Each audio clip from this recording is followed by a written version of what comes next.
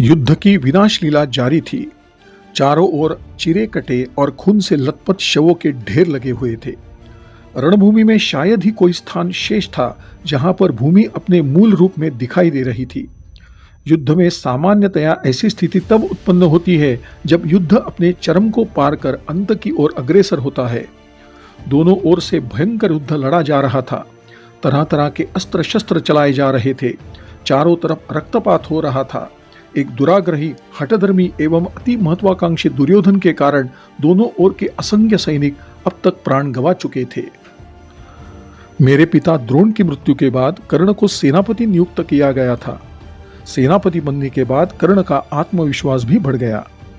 युद्ध कौशल में तो वह पारंगत था ही, वह साहस एवं पराक्रम में भी बेजोड़ था। अर्जुन की भांति उसके पास भी अनेक प्रकार के दिव्यास्त्र थे। वह बीच बीच में उनका प्रयोग करता था, जिनका सामना करना पांडव सेना के लिए भारी पड़ जाता था। मुख्य रूप से युद्ध उस समय अर्जुन और कर्ण के बीच चल रहा था। दोनों एक दूसरे के रक्त के प्यासे थे। उनके बीच हो रहे संघर्ष को देखने से यह स्पष्ट था कि दोनों में से एक की मृत्यु के बाद ही युद्ध थमेगा। इस बात से मुझे एक बात और याद आई। महर्षि दुर्वासा से कुंती को मिले वरदान के फलस्वरूप पांडवों के जन्म की कथा सुनाते समय मैंने कहा था कि कभी कभी वरदान भी अभिशाप बन जाते हैं। मैंने उस समय एक रहस्य के विषय में भी बात की थी। उस रहस्य को प्रकट करने का अब समय आ गया है। महर्षि दुर्वासा से वरदान पाकर कुंती इतनी प्रसन्न हो गई कि उसके मन में वरदान को परखने की इच्छा जागृत हो गई। उसने सबसे पहले सूर्यदेव का आह्वान किया। वरदान के झूठे होने का कोई प्रश्न नहीं था। सूर्यदेव प्रकट हो गए। कुंती ने उन्हें प्रणाम किया तो उन्होंने कुंती से कुछ मांगने को कहा। तब कुंती ने उन्हें सच बता दिया कि वह केवल वरदान को परखना चाहती थी और फिर उसने सूर्यदेव से क्षमा मांगते हुए उनसे लौट जाने का अनुरोध किया था। परंतु सूर्यदेव के लिए बिना कुछ दिए लौट जाना संभव नहीं था। इसी दुविधा के बीच सूर्यदेव ने कुंती को एक पुत्र देने का निर्णय कर लिया। कुंती उस समय अविवाहिता थी। उसके लिए विवाह से पूर्व अपने शरीर का दान करना संभव नहीं था। तब सूर्यदेव ने अपनी दिव्य शक्ति से बिना स्पर्श किए कुंती के गर्भ में एक पुत्र स्थापित कर दिया। यथा समय कुंती के गर्भ से एक तेजस्वी बालक ने जन्म लिया। वह बालक अपने पिता के समान प्रकाशमान था। वह शरीर पर स्वर्ण कवच और कानों में स्वर्ण कुंडल पहने हुए था। उसके कंधे बैल के समान बलिष्ठ तथा नेत्र सिंह के समान ओजस्वी थे। कुल की अपकीर्ति और लोकलाज के भय से कुंती ने एक धाय के साथ मिलकर उस बालक को टोकरी में रखकर नदी में प्रवाहित कर दिया। कुछ समय बाद वह टोकरी बहती हुई यमुना नदी से गंगा नदी में जा पहुंची। वह टोकरी जिस समय चंपापुरी क्षेत्र से बहती जा रही थी, उसे धृतराष्ट्र के सारथी अधिरथ ने देख लिया। अधिरथ निसंतान था, तो वह उस दिव्य बालक को भगवान का प्रसाद मानकर अपने घर ले आया।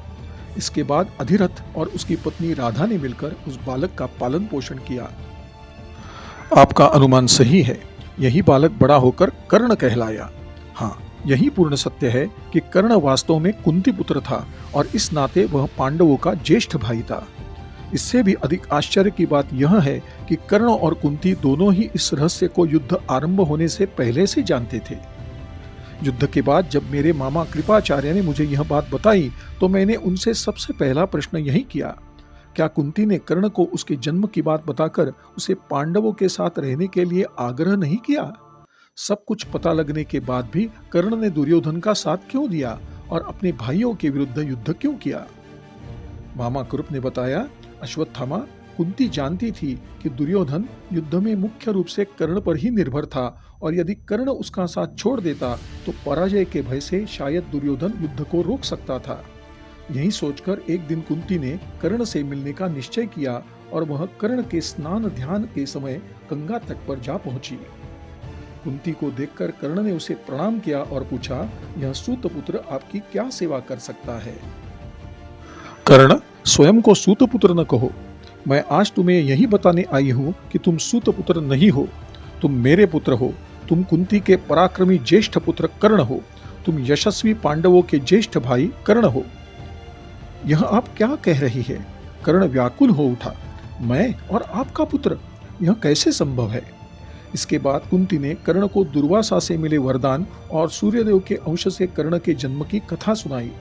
कुंती ने कर्ण के सामने रो रो कर मां का दायित्व न निभा पाने के लिए उससे क्षमा भी मांगी। मुझे क्षमा कर दो पुत्र, वह बोली। मैंने लोकलाज के भय से तुम्हें जन्म के समय त्याग दिया और अपने कुल की कीर्ति अक्षुण्ण रखने के लिए तुम्हारा भविष्य और वर्तमान खंडित कर दिया। मैं अपना अपराध स्वीकार करती हूँ और तुमसे प्रार्थना करती हूँ कि तुम अपने भाइयों के साथ मिलकर रहो। मैं तुम्हें वचन देती हूँ कि युधिष्ठिर और उसके अनुज तुम्हें यथोचित सम्मान देंगे और तुम इंद्रप्रस्थ के राजा बनोगे। दुर्योधन दुष्ट और कपटी है, वह जानता है कि तुम्हारी सहायता के बिना वह युद्ध नहीं जीत सकता। उसका साथ छोड़ दो कर्ण। कुंती ने एक श्वास में सब कुछ कह दिया जो इतने वर्षों से वह अपने मन में दबाए बैठी थी। कुंती को विश्वास था कि अपनी वास्तविक माता को सामने देखकर कर्ण न केवल हर्षित हो जाएगा अपितु तत्काल दुर्योधन का पक्ष छोड़कर ज्येष्ठ पांडव बनना स्वीकार कर लेगा। परंतु कर्ण साधारण मनुष्य नहीं था, वह दिव्य था। निष्ठा और कर्तव्य परायणता से ही उसके व्यक्तित्व की शोभा थी। आपने मुझे जन्म दिया है और इस नाते आप मेरे लिए पूजनीय है, परंतु मैं क्षत्रिय कुल में जन्म लेकर भी आजीवन सुतपुत्र कहलाया। मेरा इससे बड़ा अपमान क्या होगा? मेरे यश की इससे अधिक क्षति क्या होगी? रंगभूमि में जिस समय पांडव आपकी उपस्थिति में मुझे सूतपुत्र कह रहे थे और मेरा उपहास कर रहे थे, उस समय केवल दुर्योधन ही एक व्यक्ति था जिसने मेरी पीड़ा को समझा और मुझे सहारा दिया। उसने मुझे अंग देश का राज्य देकर राजकुमारों से भरी उस रंगभूमि में न केवल समान अधिकार दिया, बल्कि मुझे अनादर और तिरस्कार से भी बचाया। परंतु पुत्र, कुंती ने मुझे टोकते हुए कहा, दुर्योधन ने यह सब स्वार्थ के वश किया है। उसने पांडवों से प्रतिशोध लेने के लिए तुम्हें केवल अपना मोहरा बनाया है। मैं जानता हूं, कर्ण ने दो टूक उत्तर दिया, परंतु यदि मेरे जन्म के समय आपके द्वारा स्वार्थवश मेरा त्याग करना उचित है, तो दुर्योधन द्वारा स्वार्थवश मुझे अपनाना अनुचित कैसे हो सकता है? रंगभूमि में पांडव मेरे विषय में कुछ नहीं जानते थे, परंतु दुर्योधन भी मुझसे अनजान था। फिर भी उसने एक सच्चे योद्धा की भांति मेरा सम्मान किया। मैं आज जो कुछ हूँ दुर्योधन के कारण हूँ, अन्यथा लोगों ने तो मुझे सूतपुत्र कहकर मेरे आत्मविश्वास को चूर चूर कर दिया था। आज वस्तुस्थिति जो भी हो, किंतु अब मैं दुर्योधन के साथ विश्वासघात नहीं कर सकता। कर्ण से सत्य कहकर कुंती के मन का बोझ अवश्य हल्का हो गया था, किंतु कर्ण का दृढ़ संकल्प देखकर और उसका कटाक्ष सुनकर कुंती की आत्मा पर कई गुना बोझ आ पड़ा। वह समझ गई कि कर्ण को पांडवों के पक्ष में करना संभव नहीं होगा। तब हताश कुंती ने एक अंतिम प्रयास किया। कर्ण, वह बोली, मैं तुम्हारी भावनाओं का सम्मान करती हूँ। तुम यदि दुर्योधन का साथ नहीं छोड़ना चाहते तो ठीक है, किंतु तुम्हारी माँ होने के नाते क्या मैं तुमसे एक वचन मांग सकती हूँ? अवश्य। कर्ण ने कभी भी किसी को निराश नहीं किया, और फिर आप तो मेरी माँ है, मांगिए। तुम मुझे वचन दो कि मेरे 5 पुत्र जीवित रहेंगे। कुंती ने कर्ण से अपने 5 पांडव पुत्रों का जीवन दान मांगते हुए कहा, क्योंकि उसे पता था कि कर्ण से सबसे अधिक खतरा कुंती के पुत्र अर्जुन को था। ओह, कर्ण के चेहरे के भाव बदल गए। मुझ पर दुर्योधन के उपकार का ऋण है और युद्ध में दुर्योधन के शत्रुओं का नाश करना मेरा दायित्व है, परंतु मैं आपको भी निराश नहीं करूंगा। मैं आपके सभी पुत्रों को मार सकता हूँ, किंतु मैं आपको वचन देता हूँ कि अर्जुन को छोड़कर मैं युधिष्ठिर, भीम, नकुल और सहदेव इनमें से किसी का वध नहीं करूंगा। मेरा मुकाबला मुख्य रूप से अर्जुन से है और उसके वध से ही मुझे यश और संतोष मिलेगा। यदि मैं मारा गया तो अर्जुन जीवित रहेगा, और यदि अर्जुन मारा गया तो मैं जीवित रहूंगा। इस तरह दोनों ही स्थितियों में आपके 5 पुत्र अवश्य जीवित रहेंगे। आशा करता हूँ कि यह आपको स्वीकार्य होगा। अब मुझे आज्ञा दीजिए, प्रणाम। यह कहकर कर्ण मुड़ा और कुंती को उसकी दुविधा के साथ वहीं खड़ा छोड़ चला गया। नन्हे कर्ण को टोकरी में लिटाकर नदी में बहा दिया था। उस समय कुंती ने अपने सम्मान की रक्षा हेतु अपने पुत्र को त्याग दिया था। आज उसी पुत्र ने अपने सम्मान एवं वचन की रक्षा के लिए अपनी मां का परित्याग कर दिया था। क्या नियति कुंती से प्रतिशोध ले रही थी? इस बीच अर्जुन और कर्ण का आमना सामना हो गया। उन दोनों के बीच का वह युद्ध इस महासमर का एक महत्वपूर्ण अंश था। शीघ्र ही दोनों ओर से बाणों की निरंतर वर्षा होने लगी। अर्जुन और कर्ण दोनों का रूप विभत्स होता जा रहा था। वे दोनों जब अपने अपने जीवन का निर्णायक युद्ध लड़ रहे थे, उसी बीच समय का पहिया अपनी धुरी पर घूमता हुआ ऐसे बिंदु पर आ पहुंचा जहां से आगे का मार्ग कर्ण के लिए कठिनाइयों से भरा था। इसे ठीक से समझने के लिए कर्ण के जीवन की दो अन्य घटनाओं का यहाँ उल्लेख करना अनिवार्य है। एक बार कर्ण विद्याध्ययन के लिए गुरु की तलाश करता हुआ परशुराम के पास पहुंच गया। उसे किसी ने बताया था कि परशुराम को क्षत्रियों से चिढ़ थी और वे केवल ब्राह्मणों को शिक्षा देते थे। ऐसे में कर्ण ने उनसे झूठ बोला कि वह ब्राह्मण है और छलपूर्वक शिक्षा ग्रहण कर ली। एक दिन दोपहर के भोजन के बाद कर्ण और परशुराम टहलते हुए आश्रम से दूर निकल आए। परशुराम को थकान से नींद आने लगी तो वे कर्ण की गोद में सिर रखकर सो गए। उसी समय एक कीड़ा कर्ण की जांघ पर चढ़ गया और उसे काट लिया। कीड़े के दंश से कर्ण को भयंकर दर्द हुआ और उसकी जांघ से खून बहने लगा। कर्ण को अपने गुरु की निद्रा भंग हो जाने का डर था, इसलिए उसने अपना पांव नहीं हिलाया। घाव से खून बहने लगा, किंतु कर्ण उस पीड़ा को सहन करके शांति से बैठा रहा और अपने गुरु के उठने की प्रतीक्षा करता रहा। कुछ ही देर में कर्ण की जांघ से बहता हुआ रक्त परशुराम के चेहरे पर टपक गया तो उनकी नींद खुल गई और वह उठ बैठे। परशुराम ने देखा कि कर्ण की जांघ से काफी खून बह चुका था। उन्होंने कर्ण से पूछा तो उसने परशुराम को बताया कि उनकी निद्रा भंग होने के डर से वह उस भयंकर पीड़ा को सहन करता रहा। परशुराम को यह समझते देर न लगी कि इतनी पीड़ा सहन करना किसी ब्राह्मण के लिए संभव नहीं है। पृथ्वी पर 17 बार क्षत्रियों का संहार करने के बाद परशुराम के लिए क्षत्रिय रक्त की गंध पहचानना कठिन नहीं था। उन्हें जबरदस्त क्रोध आ गया और वह बोले, मूर्ख, तूने अपने गुरु को धोखा दिया है। तू क्षत्रिय होकर स्वयं को ब्राह्मण बताता है।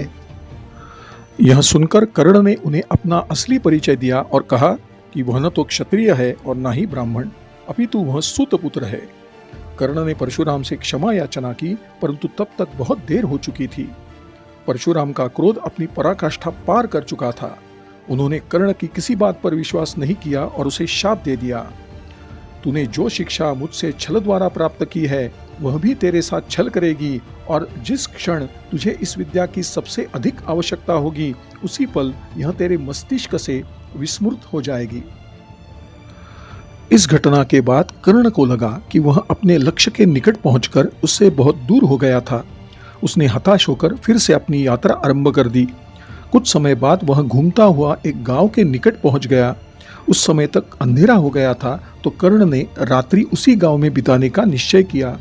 रात में वह एक वृक्ष के नीचे लेटा हुआ था। सहसा उसने झाड़ियों के समीप सरसराहट सुनी। वहां किसी जंगली पशु को खड़ा समझकर कर्ण ने उस पर शब्दभेदी बाण चला दिया। उसका निशाना अचूक था। वह पशु करुण चित्कार करता हुआ नीचे गिर पड़ा। कर्ण ने निकट जाकर देखा कि उसके हाथों भूल से एक निर्दोष गाय की हत्या हो गई थी। कर्ण भयभीत हो गया। वह जानता था कि गाय के स्वामी को इस बात का पता लगते ही वह कर्ण को दंड देना चाहेगा। कर्ण चाहता तो वहां रात्रि में से भाग सकता था, किंतु वह दुर्भाग्यशाली अवश्य था, कायर नहीं। वह मृत गाय के निकट बैठ गया और उसके शरीर से बहते रक्त को देखता रहा। उसने सुबह होने की प्रतीक्षा की। कुछ ही देर में गाय का स्वामी, जो एक ब्राह्मण था, अपनी गाय को खोजता हुआ वहां आ गया। कर्ण ने रात्रि में हुई दुर्घटना का विस्तार से उल्लेख किया और अपने अपराध के लिए उससे क्षमा मांगी। कर्ण ने जानबूझकर गाय को नहीं मारा था, तथापि ब्राह्मण अत्यंत क्रोधित हो गया। उसने हाथ में जल लिया और कर्ण को शाप दे दिया, तुम्हारे हाथों मेरी असहाय गाय की हत्या हुई है। मैं तुम्हें शाप देता हूं कि तुम्हारी भी मृत्यु इसी प्रकार असहाय स्थिति में होगी।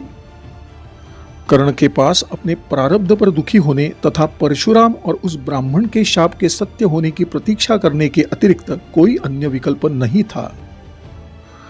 मैं फिर से कर्ण और अर्जुन के युद्ध पर लौटता हूं। दोनों ही योद्धाओं के बीच कड़ा मुकाबला था। सहसा कर्ण का रथ झटके से रुक गया। उसने नीचे झुककर देखा कि रथ का बायां पहिया जमीन में धंस गया था, जिससे उसका रथ एक ओर झुकने लगा। युद्ध में अस्त्र शस्त्र और युद्ध कौशल जितने आवश्यक होते हैं, उतना ही महत्व रथ की स्थिति का भी होता है। कर्ण का रथ बाईं ओर झुकता जा रहा था। उसके घोड़े लड़खड़ाने लगे। रथ के पहिए को बाहर निकाले बिना कर्ण के लिए आगे बढ़ना संभव नहीं था। वह नीचे कूदा और पूरी शक्ति से रथ के पहिए को खींचने का प्रयास करने लगा। बहुत कोशिश करने के बाद भी पहिया नहीं हिला। कर्ण की स्थिति असहाय हो रही थी। कर्ण द्वारा जिस ब्राह्मण की गाय की हत्या हो गई थी उसका शाप अपना प्रभाव दिखाने लगा था। कर्ण के माथे से पसीना टपक रहा था। उसने समस्त ऊर्जा रथ का पहिया निकालने में लगा दी, किंतु पहिया ऐसा धंसा कि फिर निकला ही नहीं। इधर अर्जुन ने अवसर देखकर कर्ण पर बाणों की वर्षा कर दी। उसके बाणों के प्रहार से कर्ण का कवच कट गया और उसके शरीर से रक्त बहने लगा। उसने सिर उठाकर अर्जुन को देखा और बोला, कुंती नंदन, मैं जानता हूं तुम बहुत बड़े धनुर्धर हो, किंतु तुम जो कर रहे हो वह श्रेष्ठ कुल के लोगों को करना शोभा नहीं देता।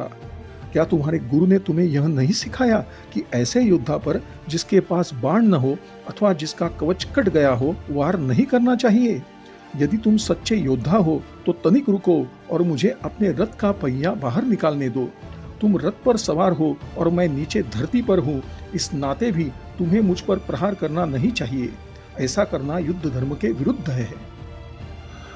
कर्ण की बात सुनकर अर्जुन ने अट्टहास किया और बोला, सूतपुत्र कर्ण, तुम्हारे जैसे अधर्म के मुंह से युद्ध धर्म की बातें शोभा नहीं देती। तुमने दुर्योधन के साथ मिलकर लाक्षागृह में हमें मरवाने का षड्यंत्र रचा। उस समय तुम्हारा धर्म कहाँ था? कौरव सभा में सबके सामने तुमने रजस्वला द्रौपदी का अपमान किया, तब तुम्हें धर्म याद नहीं आया? कपटी शकुनी के साथ तुम लोगों ने द्यूत खेलने के बहाने हमारे साथ छल किया और हमारा राज्य छीन लिया। उस समय तुम्हारे धर्म का कहाँ लोप हो गया था? जब तुम 6 लोगों ने मिलकर मेरे निहत्थे पुत्र अभिमन्यु की निर्ममता से हत्या की थी, क्या तुम्हारा वह दुष्कृत्य धर्म के अनुसार था? 13 वर्ष बीत जाने के बाद भी तुमने और तुम्हारे कुटिल मित्र दुर्योधन ने पांडवों का राज्य नहीं लौटाया। उस समय तुम्हें धर्म की याद नहीं आई? तुमने सदा से अधर्म का साथ दिया है और जब मृत्यु तुम्हारे सिर पर खड़ी है तो तुम धर्म की दुहाई दे रहे हो। कर्ण से अर्जुन का कटाक्ष सहन नहीं हुआ।